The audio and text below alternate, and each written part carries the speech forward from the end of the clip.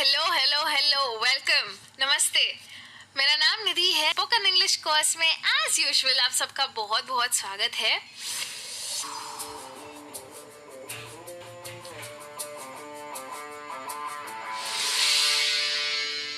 पिछली क्लास में जब आपसे मिली थी तो रिस्पॉन्स कैसे देना है उसके बारे में बात की थी। रिजॉइंडर्स, क्लैरिफाइंग, ऑफरिंग, ये सब चीज़ें मैंने आपको सिखाई थी, तो बहुत सारा सीख के गए थे लास्ट क्लास में। आज कुछ सिंपल सिखाती हूँ, क्योंकि बहुत सारा डिफिकल्ट आप सीख चुके हो। आप थोड़ा बहुत सिंपल भी सीख लेते हैं। तो आपके घर का रास्ता तो बताना, मुझे आपके घर आना था। चिंता मत करो, सच में आपके घर तक नहीं आऊंगी, पर रास्ता बताना जरूर सीख लो, क्योंकि आज का जो क्लास है ना, वो रास्ता पूछने और बताने के बारे में है। तो कई बार ऐसा हो जाता है ना कि पता नहीं होता है कि किसी जगह पे कैसे जाना है, और गूगल मैप्स अगर नहीं चल रहा है फ़ोन में, ज़्यादातर लोग तो गूगल मैप्स ही यूज़ कर लेते हैं, पर सपोज़ इंटरनेट नहीं चल रहा है और बोर्ड भी नहीं है आसपास, तो फिर रुक रुक के लोगों से ही तो रास्ते पूछते हैं हम। तो अगर आपको किसी जगह का रास्ता इंग्लिश में पूछना है, तो मैं आपको कुछ तरीके सिखाने वाली हूँ। हाँ हाँ, मुझे मालूम है आपके दिमाग में क्या आ रहा है कि भाई रिक्शा वाले से अगर रास्ता पूछना है तो इंग्लिश में क्यों पूछूं, उन्हें कौन सी आएगी। ऐसा तो नहीं होता कि उन्हें नहीं आती, पर ठीक है, अगर आप उनसे हिंदी में बात करना चाहे तो आप कर सकते हैं। लेकिन क्या आप सिर्फ रिक्शा वालों से ही रास्ते पूछते हैं? आप पूछते हैं बहुत सारे लोगों से। आप पूछते हैं, जैसे कि आप समझो किसी होटल में चले गए, समझो कि आप किसी 5 स्टार होटल में चले गए, किसी ने खाने पे बुला लिया, ठीक है, और वॉशरूम जाना है, ओके, और किसी स्टाफ को पूछा, तो वहाँ 5 स्टार होटल में ना सबके मुंह से इंग्लिश ही बाहर आती है, पता नहीं क्यों।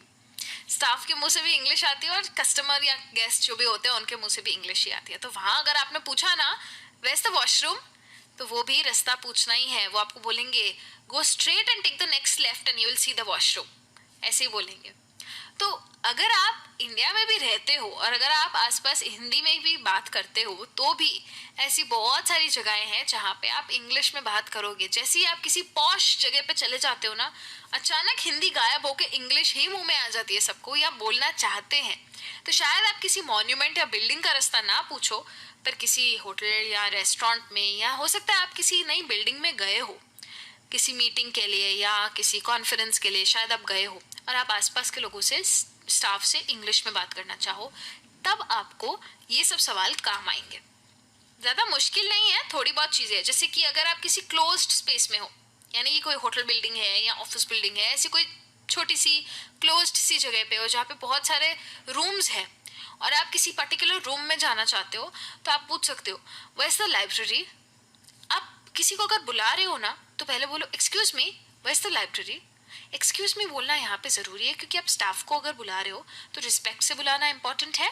और दूसरी बात यह है कि वो कुछ कर रहे हैं और आप उनको रोकना चाहते हो, तो आप हिंदी में ऐसे नहीं बोलोगे ओ भैया, ओ दीदी, 1 मिनट रुको ना, ऐसे नहीं बोलोगे। आप बोलोगे excuse me, where is the library, एकदम सोफेस्टिकेटेड, एकदम शांत तरीके से, ठीक है।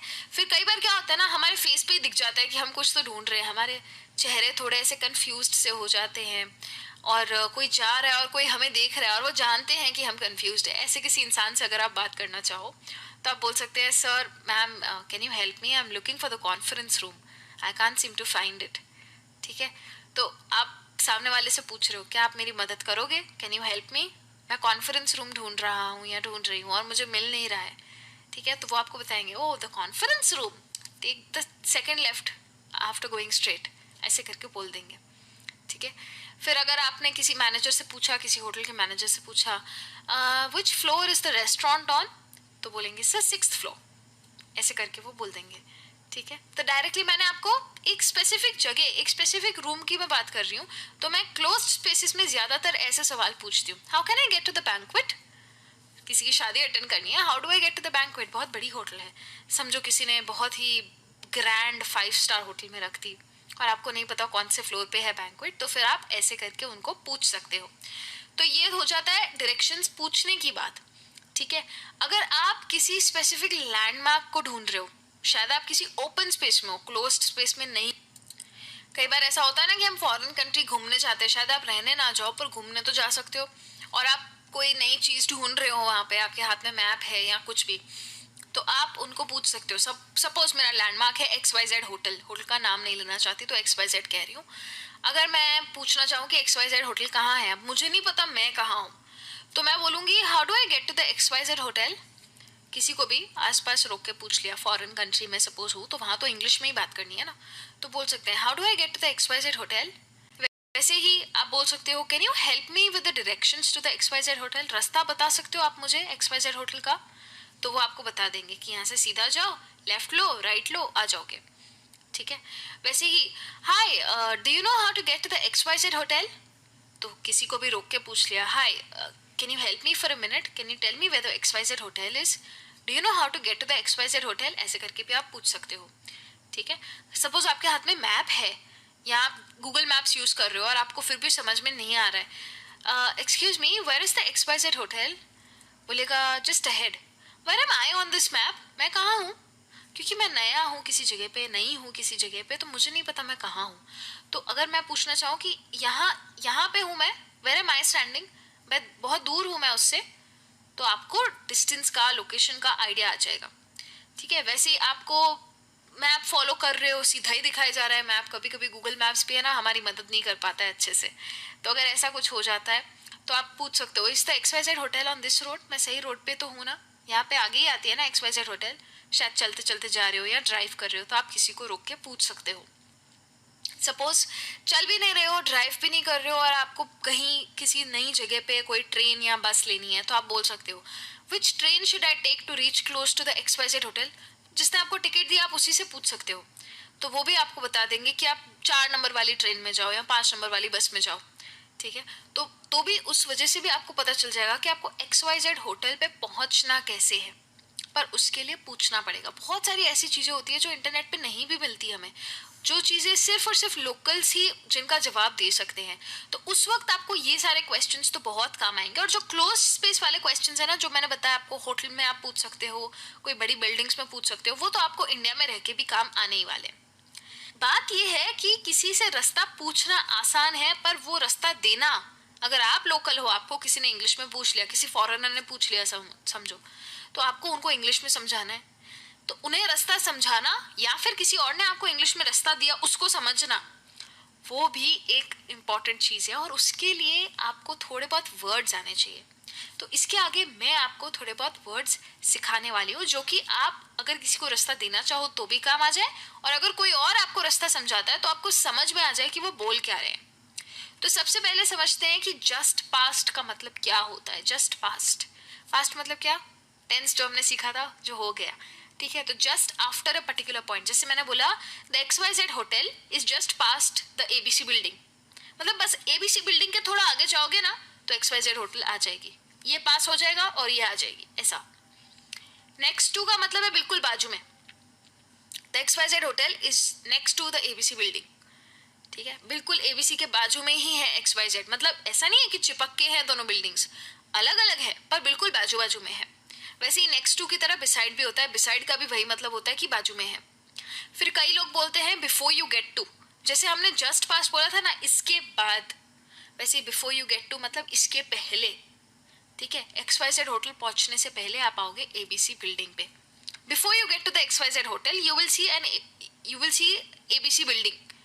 ठीक है। तो आपको पता चल जाएगा, ठीक है, ABC आई मतलब अभी आगे XYZ आ जाएगी। वही चीज़ है, बोलने का तरीका बस अलग है। बियॉन्ड मतलब जितनी आपकी नज़र जा रही है उतना आगे तक। ठीक है। कहाँ है XYZ hotel, it is beyond the trees, मतलब मुझे यहाँ से ट्रीज दिख रहे हैं और ट्रीज के आगे, बिल्कुल आगे जहाँ से मुझे दिख रहा है ना, एकदम उसके आगे है XYZ होटल। ठीक है। अक्रॉस का मतलब है एक तरफ से दूसरी तरफ। ठीक है। जितना आगे मुझे दिख रहा है, अगर मैं रोड के इस तरफ खड़ी हूँ, यानी कि हो सकता है लेफ्ट साइड पे खड़ी हूँ तो राइट साइड पे जाना चाहूँ तो एक तरफ से दूसरी तरफ, या फिर नॉर्थ पे खड़ी हूँ और साउथ पे जाना चाहूँ तो भी एक तरफ से दूसरी तरफ, तो अक्रॉस तब यूज करते हैं। ठीक है। तो police station is across the road. ठीक है। रोड एक तरफ है, पुलिस स्टेशन दूसरी तरफ है, अक्रॉस इस तरीके से यूज होता है। नियर का मतलब पास में, पास का मतलब ये नहीं है कि बिल्कुल बाजू में ही हो, पास मतलब बिल्कुल आसपास में कहीं ना कहीं हो सकता है, बाजू में भी हो सकता है और बिल्कुल पास में भी हो सकता है। हो सकता है एक बिल्डिंग छोड़ के वो XYZ होटल है, ABC है, फिर CD ही है और फिर XYZ है, ऐसा हो सकता है। ठीक है। इन फ्रंट ऑफ मतलब ऑपोजिट नहीं होता है, इन फ्रंट ऑफ का मतलब होता है उसके आगे या उसके फ्रंट पार्ट पे। जैसे XYZ के गेट के फ्रंट में पार्किंग एरिया है सपोज, ठीक है, तो पार्किंग एरिया XYZ के ऑपोजिट नहीं खड़ा है। ऑपोजिट मतलब एकदम ऑपोजिट होता है, बिल्कुल आमने सामने जब होता है ना तब ऑपोजिट बोलते हैं। इन फ्रंट ऑफ का मतलब है the parking area is in front of the XYZ building, मतलब उसके आगे या उसके फ्रंट गेट के आगे ऐसे। अहेड मतलब आगे, यानी कि आगे जाते जाओ, गो अहेड ऐसे बोलते हैं ना, तो आगे जाते जाओ मतलब कि थोड़ा और आगे जाओ। उसी तरीके से बिटवीन का मतलब है दो चीजों के बीच में। बिटवीन कई बार तीन चीजों के बीच में भी होता है, पर ज्यादातर दो चीजों के ही बीच में होता है। The XYZ hotel is between ABC building and the CDE building, ठीक है, तो दोनों के बीच में है। अहेड की तरह गो स्ट्रेट भी होता है, जिस डायरेक्शन में जा रहे हो उधर ही आगे जाते जाओ, उसी डायरेक्शन। स्ट्रेट मतलब सीधा, तो गो स्ट्रेट मतलब उसी डायरेक्शन में आगे चलते जाओ। गो स्ट्रेट, टर्न लेफ्ट, ठीक है, सीधा जाके लेफ्ट ले लो, ठीक है। फेसिंग का मतलब है कि आपने किसी को फेस किया है, ठीक है, यानी कि कई बार बोलते हैं ना face the wall, teachers class में पनिशमेंट देती है फेस द वॉल, तो मतलब आपका फेस वॉल को देख रहा है, उसको बोलते हैं फेसिंग, ठीक है। The XYZ hotel has lake side view, ठीक है, तो उसका मतलब क्या होगा, उसको लेक साइड व्यू मिला कैसे, वो लेक साइड फेस कर रही है।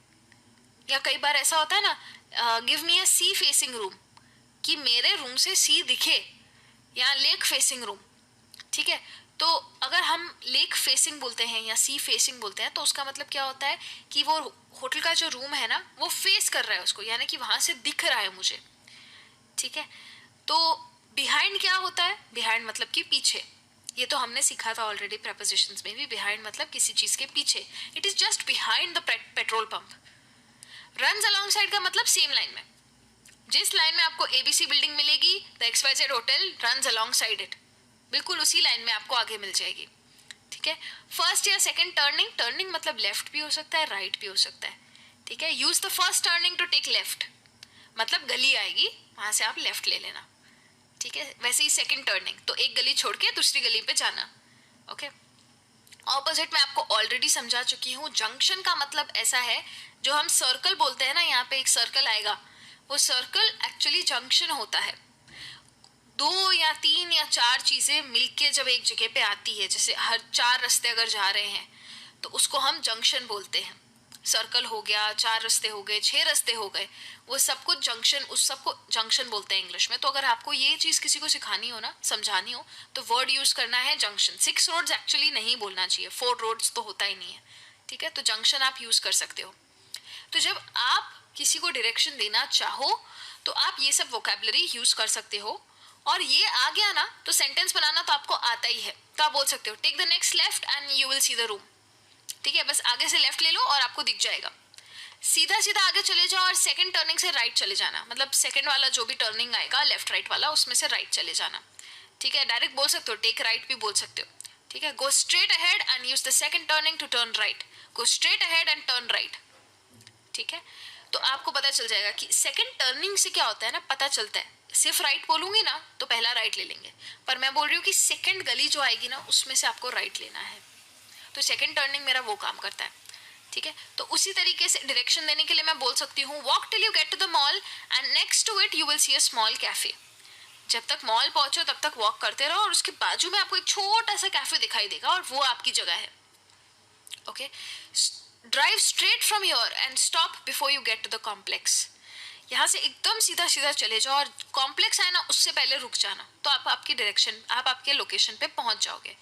तो इस तरीके से जब आपको किसी और की मदद करनी हो ना तो आप इस तरीके से कुछ ट्राई कर सकते हो, डायरेक्शंस को मिक्स एंड मैच करके उनको जवाब दे सकते हो।